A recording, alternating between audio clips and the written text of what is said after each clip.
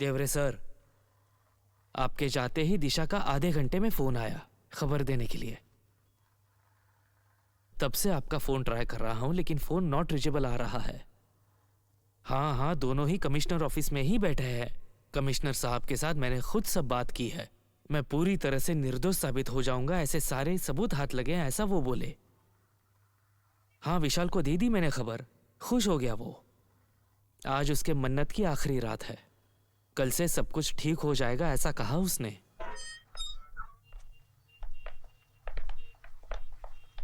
राणे, शेलर, तुम दोनों बाहर ही रुको। Yes sir. अगर कोई जरूरत होगी तो मैं फोन करूंगा।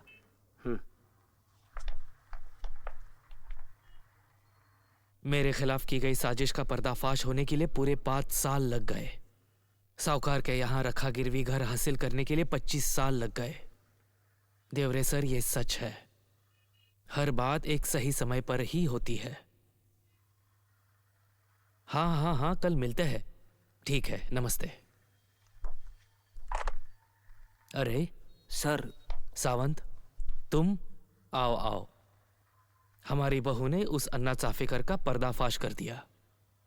सच कहूं तो ये खबर मैं फोन करके आपको देने ही वाला था, लेकिन ओके सर, मुझे ये बात अभी पता चली है आपसे ही, क्योंकि मैं सीधे असम से आया हूं।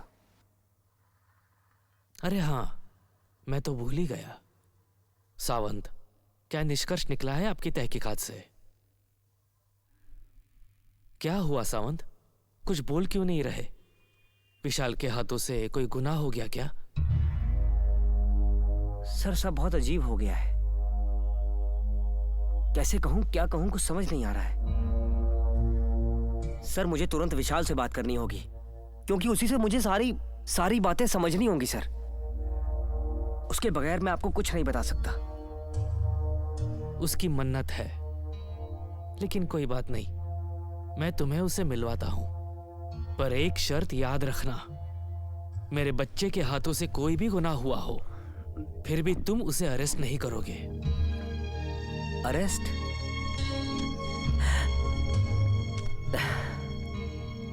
सर, अगर अरेस्ट कर सकता तो बहुत अच्छा हो जाता। ये कैसी बात कर रहे हो सावंत? हाँ सर, आपके, मेरे, उसके, सबके नजरिए से। Sawant sir please please, it's very very urgent, मुझे उससे बात करनी ही होगी। ठीक है, चलो। चलिए। एक मिनट। मेरे बच्चे को तकलीफ देने का किसी को अधिकार नहीं है। राधा, कानूनी तौर पर वो अपना अधिकार नहीं इस्तेमाल कर रहे। इस्तेमाल करने का उन्हें हक ही नहीं है। क्या किया इन्होंने? तुम्हें विशाल ने न्याय दिलवाया है। 5 साल हो गए और इन्होंने अपने कर्तव्य भी नहीं निभाया। देखिए मैम, आप मेरी... तुम देखो, जिस कानून में एक आम इंसान को समय पर न्याय दिलाने की ताकत नहीं, उसकी मेरी नजर में कोई कीमत नहीं। राधा, तुम बीच में मत आओ। जाओ सामने से। आओ सावंत। अरे क्या कर रहे हो तुम? मेरी बात तो सुनिए, मन्नत पे रुकावट नहीं डालते, देवी नाराज हो जाएगी। क्या हुआ? कोई सुनता ही नहीं है मेरी। विशाल, अरे विशाल, कहाँ हो तुम? इंस्पेक्टर सावंत आए हैं, उन्हें तुमसे कुछ बात करनी है। विशाल, ए विशाल, कहाँ हो तुम? अजी, मैं आपसे कब से कह रही हूँ, उसकी मन्नत में बाधा मत डालिए, कुछ गड़बड़ हो जाएगी। ये क्या तुम बकवास कर रही हो? इतना चिल्ला रहा हूँ लेकिन जवाब नहीं दे रहा। कहाँ है वो? विशाल, हुआ क्या है? कहाँ गए हैं वो? विशाल, कहाँ हो? अरे आप कहाँ हैं? विशाल कहाँ हैं? दिशा, there is nothing to worry. सुनो विशाल, बाहर आ जाओ। नहीं, मैं देखती हूँ कहाँ है। एक मिनट। हाँ, विशाल।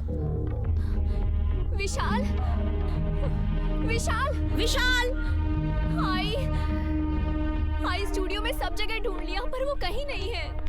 मैंने भी ढूंढा, कहीं नहीं दिखाई दे रहा है विशाल। कहीं दिखाई नहीं दे रहा मतलब? ऐसा जाएगा कहाँ वो अचानक? इस एक दरवाजे के सिवा कोई और रास्ता है आने जाने के लिए? वही तो। यही कहीं होगा वो। विशाल, सावंत साहब को तुमसे मिलना है अर्जेंटली। विशाल। सर एक मिनट, आप जरा रुको सावंत, किसी को अकेले में कुछ बताने की जरूरत नहीं। आखिर ये सवाल पूरे परिवार से जुड़ा हुआ है। विशाल आएगा तो जो भी है सबको बताएगा। विशाल, विशाल विशाल विशाल अरे कहाँ छुपा है? विशाल! आ जाओ, क्या कर रहे हो तुम? आ जाओ। विशाल कहाँ हो विशाल? चुप हो जाओ, शांत हो जाओ आप लोग। बस कोई भी कितना भी बुलाएगा तब भी विशाल का यहां आना मुमकिन नहीं है, क्योंकि इस समय विशाल हकीकत में है ही नहीं। मतलब इंस्पेक्टर सावंत, तुम क्या बात कर रहे हो? तुम्हें पता भी है क्या विशाल हकीकत में नहीं? इसका क्या मतलब है? मतलब साफ है सर, मतलब साफ है। आपका विशाल अब इस दुनिया में है ही नहीं।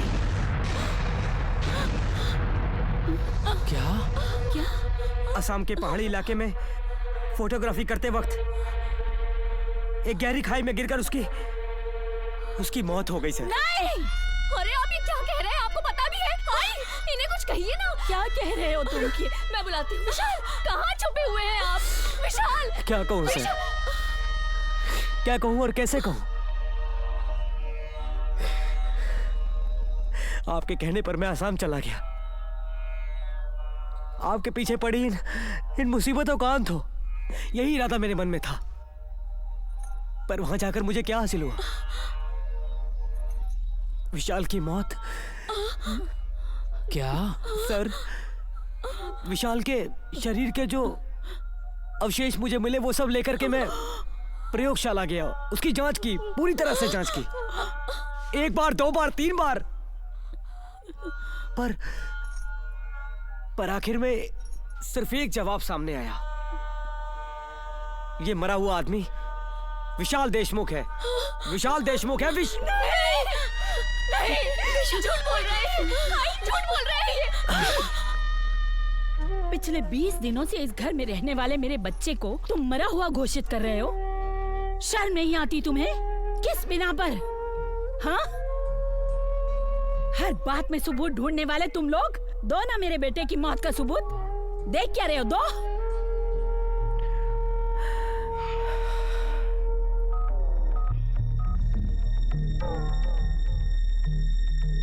शिलार, वो सब सामान लेकर ऊपर आ जाओ।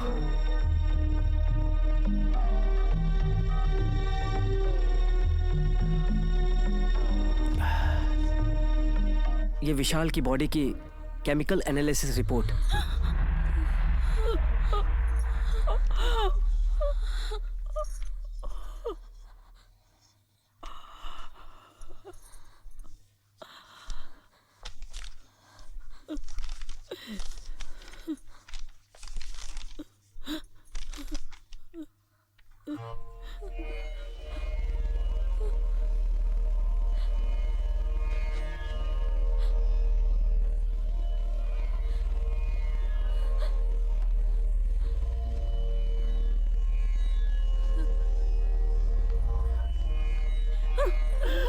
ये विशाल के कपड़े।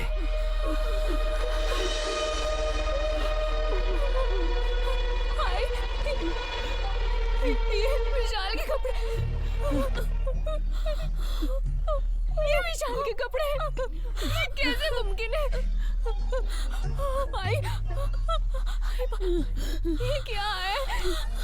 हाय, बाबा, ये क्या है? ये कैसे मुमकिन है?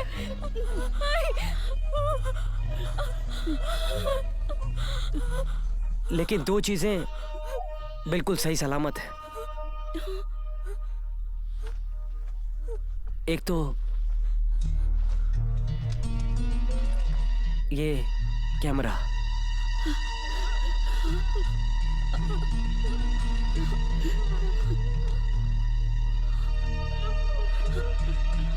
Aunty camera, aunty camera, aunty ये कैमरा मैंने उसे दिया था। दिशा, ये कैमरा मैंने उसे खरीद के दिया था। इन सब के लिए मैं जिम्मेदार हूँ, मैं जिम्मेदार हूँ इन सब के लिए।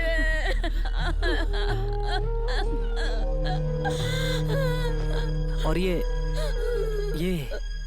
विशाल की शॉल।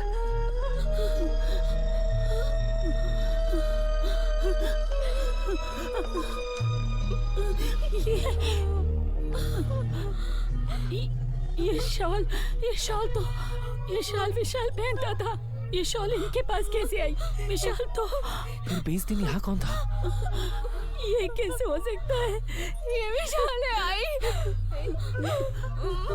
उन्हीं की शॉल है। उन्हीं की शॉल है आई ये। उन्हीं की शॉल है। उन्हीं की शॉल है आई। विशाल। विशाल।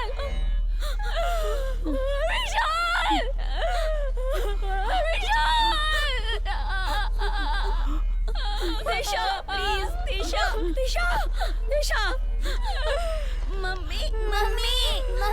सर मुझे पूरा विश्वास है कि पिछले 20 दिनों से विशाल यही था, आपके साथ ही था। पर किस रूप में? किस रूप में सर? क्योंकि जब वो आसाम में लापता हुआ है तभी तो आपने उसकी खोज शुरू की। उसी वक्त मौत ने उसे अपने आगोश में ले लिया था। उसे यहाँ इस रूप में लाकर आपकी देवी ने उसकी अपने परिवार के लिए जो भी इच्छाएं थी वो सब पूरी कर दी। सावंत, वो इस रूप में था इसलिए सारे सबूत इकट्ठे कर सका जो हम भी ना कर सके।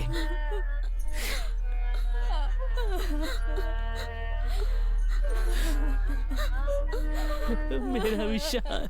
क्या हुआ पापा को? विशाल। मम्मी बोलो ना पापा को क्या हुआ? मम्मी बताओ ना। मम्मी।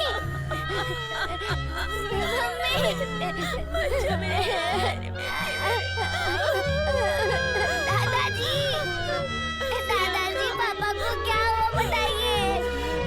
क्या हुआ? सब लोग क्यों रो रहे हैं? बताइए ना। दादाजी बोलिए ना।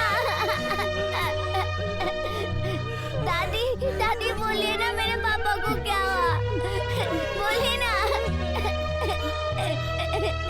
बोलिए ना दादी। मुझे पापा चाहिए।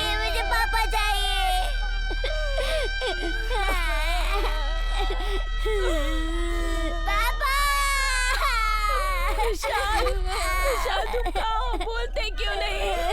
पीहू बुला रही है तुम्हें, बोलो। विशाल तुम कहाँ हो? विशाल।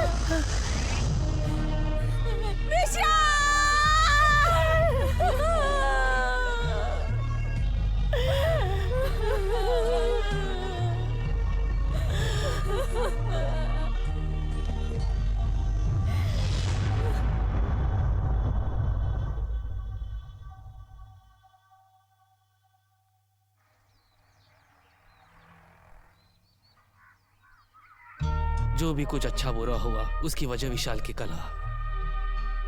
उसे अपने घर के लिए सब कुछ करना था, लेकिन उसकी कला के जरिए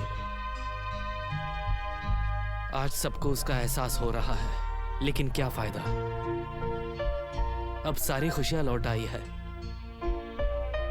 देखो ना, शिंदे ने उस वक्त मुझे पैसे जरूर दिए थे, लेकिन मेरा मेडल बेचा नहीं था। कितना अच्छा लग रहा है।